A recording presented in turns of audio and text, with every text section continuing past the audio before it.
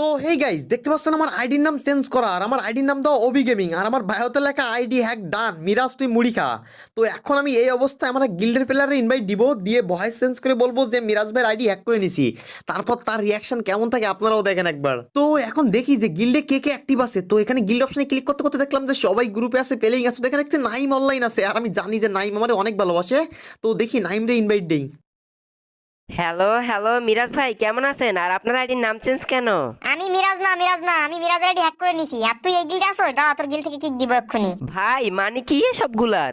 মানে আবার কি বুঝছ না, মিরাজের আইডি হ্যাক করে নিছি, আমি হ্যাকার। ভাই প্লিজ মিরাজ ভাইয়ের আইডিটা মিরাজ ভাইয়ের ফিরায় দেন। এটা মিরাজ ভাইয়ের অনেক কষ্টের আইডি। আমি আপনার কাছে 2 হাত তুলে রিকোয়েস্ট করতেছি, ওনার আইডি ওনারে ফিরায় দেন। না এই আইডি মিরাজের জীবনেও পাবে না, মিরাজের জীবনেও দিব না। ভাই এমন কথা বললেন না, আপনার দুটো পায়ে ধরি প্লিজ ভাই প্লিজ। আপনার যত টাকা লাগে আমি দিব প্লিজ।